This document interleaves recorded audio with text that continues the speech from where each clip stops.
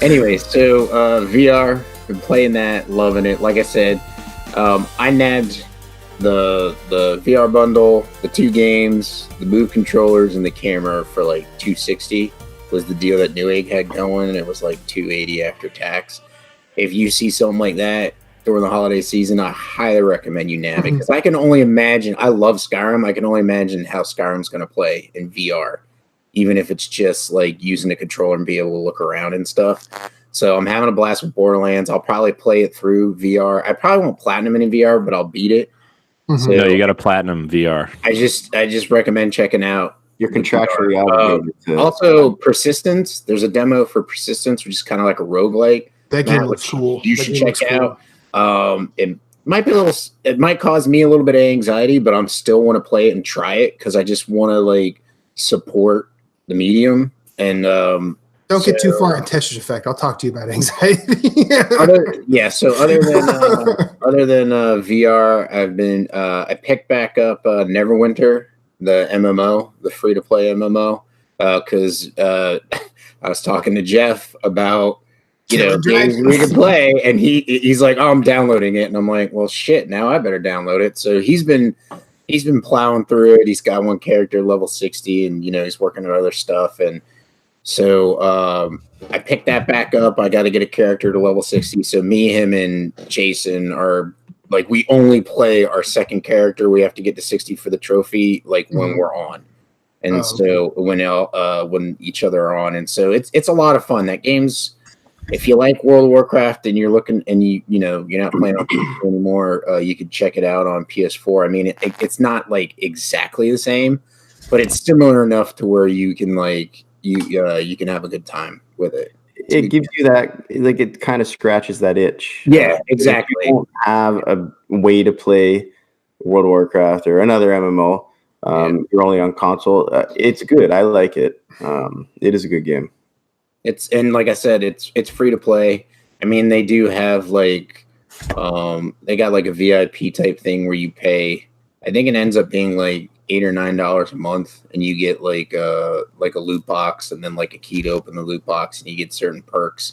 So you could pay for that, or you could just grind and get all the gear in game without that stuff. So, there's no subscription fee. Yeah, there's no subscription fee unless you want to get like the higher tier stuff, or if you want to get better gear or just have a better time playing. I'll tell you, I invested in that because when I bought the game, I was having a blast with it, and I was like, I want to support them. Is that a pay to win thing, or no? It's not. It's not. Well, it might be in the PvP. I haven't played PvP, and I don't know how it works. I don't know if your gear score like levels out. You know what I mean? But as far as PvE, I felt it helped you move along a little bit better because you gain experience faster.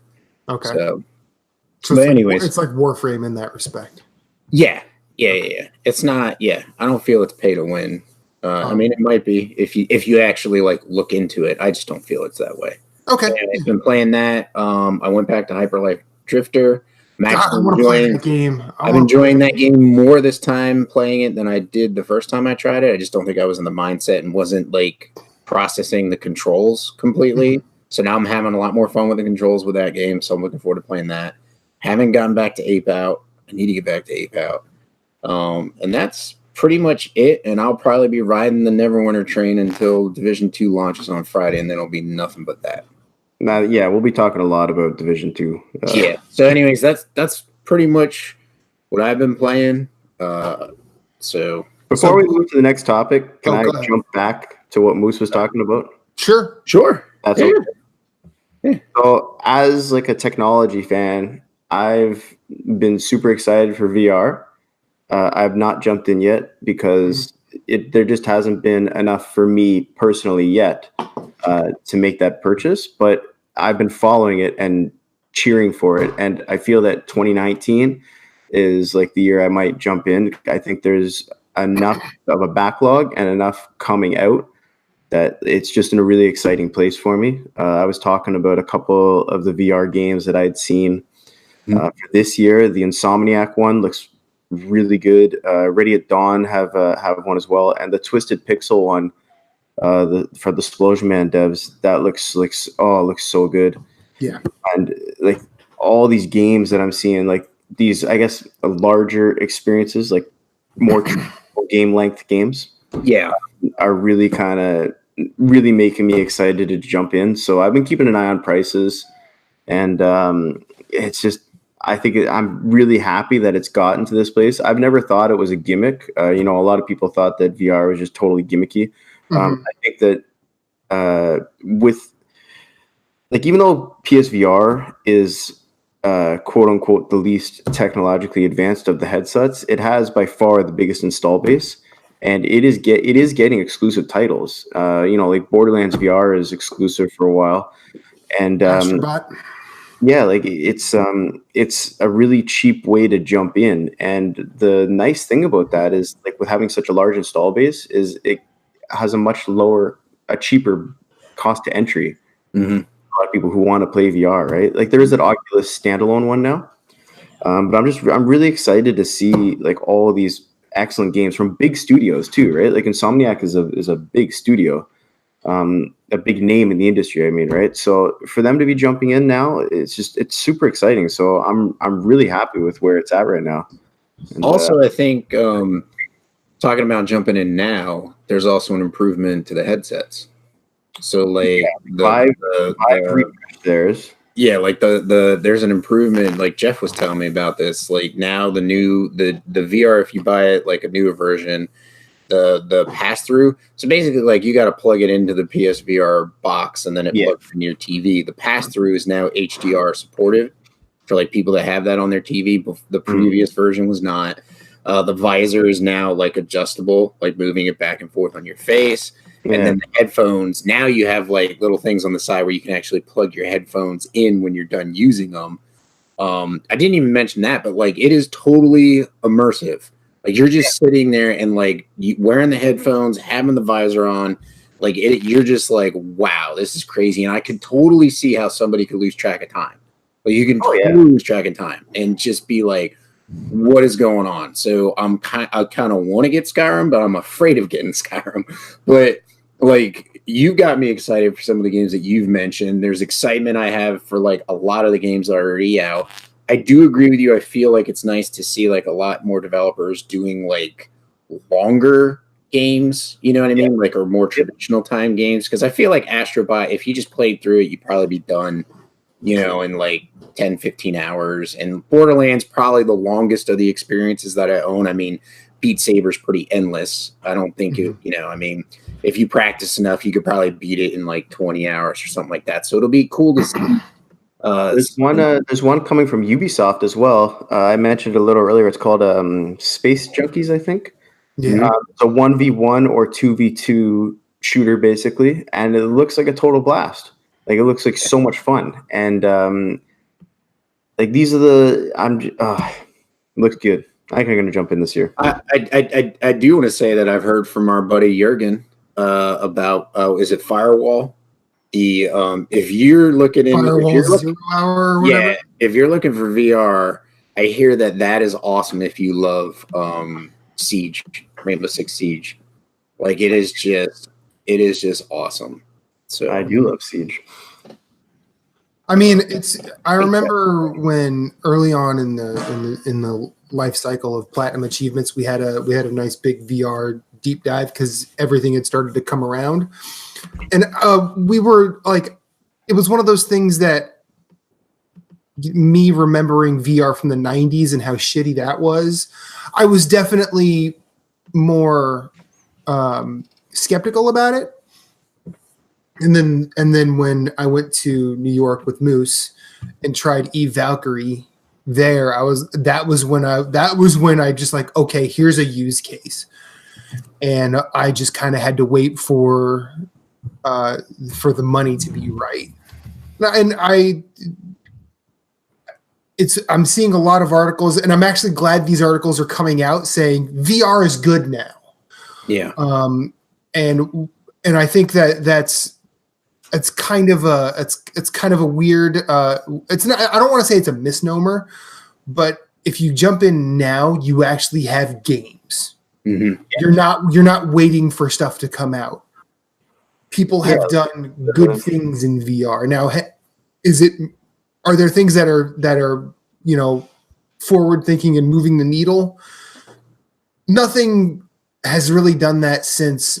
I still think Keep Talking and No One Explodes is probably the big one, just because it brings people outside of the visor in as well. And I think like the way that Astrobot feels is really good, but I'm more excited now for what we don't know and for what can push things further. Yeah. Like if you want to see, I would check out the trailer for Stormland. That's the Insomniac. That looks great. I think that game looks great. The Twisted Pixel one I was talking about is called Defector. If you want to look at it, and the way someone had described it was basically like if it's in a James Bond movie and it translates to the controllers, it's in that game. And it just looks like a ton of fun, like dumb fun. And that Ready at Dawn one, if you want a more kind of not cinematic, well, I guess like story-based one, that one is called that one is called Lone Echo 2. If you want to look up the trailer for that. And yeah, like just you're getting these cinematic experiences, you're getting stuff like Beat Saber, and like there's such a large library. Yeah, and I just think it is a great time to jump in. If you, as Moose was saying, if you find a good deal on that PSVR, the Oculus has lots of good bundles going.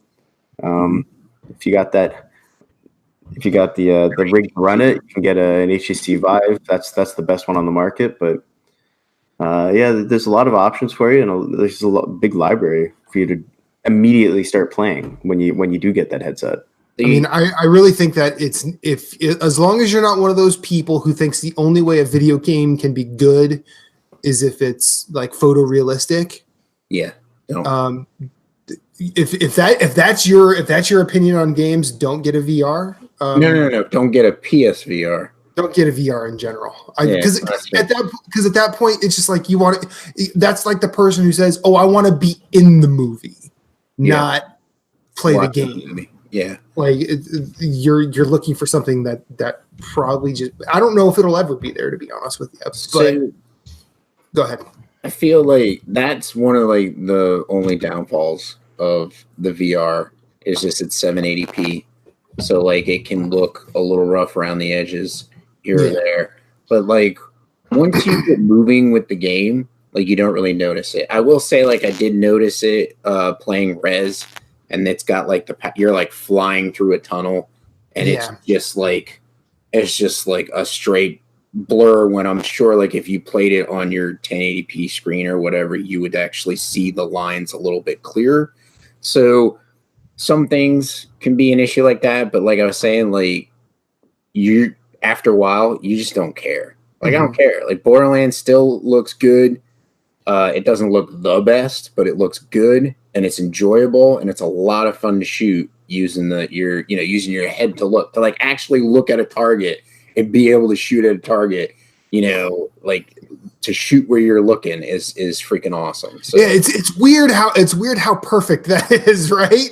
Because like I mean that was what sold me on it was when I was in Eve Valkyrie and looked that way, and then I brought that ship that was up here, and. Yeah, that's a silly thing. And Deshaun's in the chat. He said he bought a PSVR Thanksgiving. Moss, Astrobot, and Batman are all good.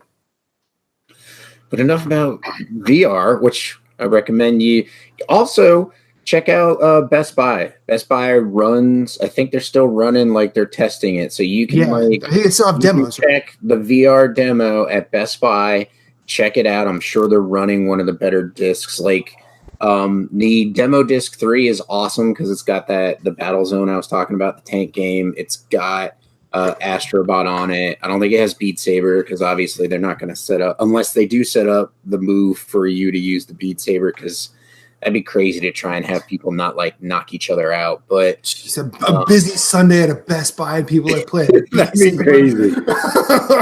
Oh, God. You can't talk about playing video games in a Best Buy without making me think of the South Park World of Warcraft episode.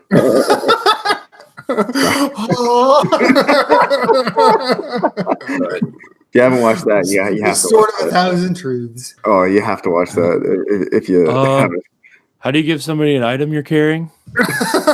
You got to open your inventory, control I. Okay. Oh my gosh, that episode is like one of the best. Out here, I am Randy the geologist, but in here, I am defender of the Alliance. Where he gets killed in the Looks game. like that guy just killed you. Looks like that guy just killed you. All right. What? We'll do a special episode where we watch that episode live together. Hell yeah. That'd be amazing. Now we get to play the game. It's so funny. It's so funny when Butter shows up and he's the same character as Cartman. Butters, what are you doing?